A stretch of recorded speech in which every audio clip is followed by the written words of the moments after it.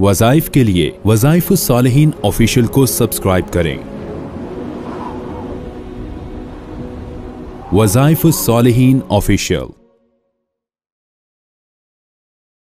नहमदुहु व नुसल्ली व नुसल्लिमु अला रसूलिहिल करीम अम्मा बाद फ़अऊज़ु बिल्लाहि मिनश शैतानिर रजीम बिस्मिल्लाहिर रहमानिर रहीम। शाबानुल मुअज़्ज़म की यकम तारीख का एक बहुत ही पुरतासीर आपको अमले मुजर्रब बताऊंगा जो आपकी जिंदगी और घर में बरकतें ही बरकतें ले आएगा। बरकत ऐसी चीज है जिसके लिए इंसान अल्लाह से दुआएं करता है, इल्तिजाएं करता है, और जिस इंसान की जिंदगी में माल में बरकत उठ जाती है तो वो इंसान किस तरह दुनिया में रहकर और हर चीज के होते हुए भी परेशानियों में मुब्तला हो जाता है। बरकत इंसान को मिल जाए, और याद रखिए बरकतें इंसान को हमेशा अल्लाह की अताअत से मिलती हैं और कुरान पाक से निस्बत से मिलती हैं, और ये अकाबिर उम्मत जो है उनसे मुंसलिक रहेगा फिर भी इसको बरकतें मिलेंगी, अल्लाह वालों से मुंसलिक रहेगा फिर भी बरकतें रहेंगी। नबी करीम सल्लल्लाहु अलैहि वसल्लम जब आप आखिरी लम्हों में बहुत ज्यादा तकलीफ बीमारी में थे तो आप अलैहिस्सलातु वस्सलाम ज्यादा चल फिर नहीं सकते थे, तो आपकी आदत थी कि आप खुद जो है सूरह मुअव्विज़तैन फलक और नास रात को पढ़ के अपने हाथों पे दम करके हाथों को बॉडी पे फेर लेते थे, तो जिससे आपकी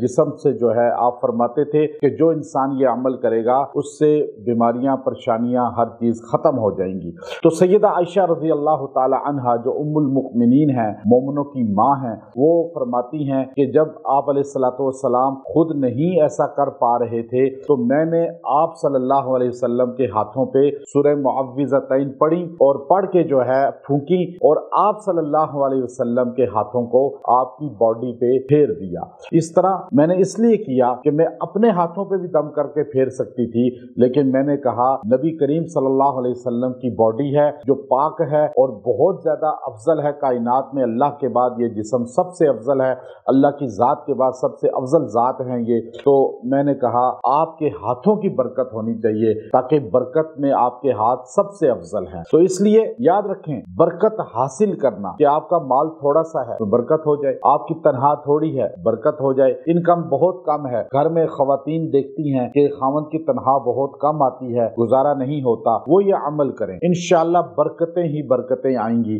अगर घर में खर्चे पूरे नहीं होते, बिल ज्यादा आते हैं, रेंट भी देना पड़ता है, फिर खाने पीने के खर्चात, आज हमारे माशरे में पूरी दुनिया के अंदर ये चीज देखी है कि बहुत बड़ी तादाद लोगों की बेबरकती का शिकार है, उनका जो आमदन है, जो उनकी तनख्वाह है या बिजनेस है उसमें पूरी नहीं पड़ती और वो कर्जे ही लेते रहते हैं। आप ये अमल कर लें, अल्लाह आपको एक तो कर्ज से छुटकारा दे देगा, दूसरा आपको अल्लाह ताला थोड़ी आमदन पे, थोड़े पैसों पे आपको अल्लाह ताला बरकतें अता फरमाएगा। ये बहुत मुजर्रब अमल है और ये खास अमल है, अल्लाह रब्बुल इज्जत ने इसके अंदर बरकतें ही बरकतें रखी हैं। अब आपने इसके लिए इस खास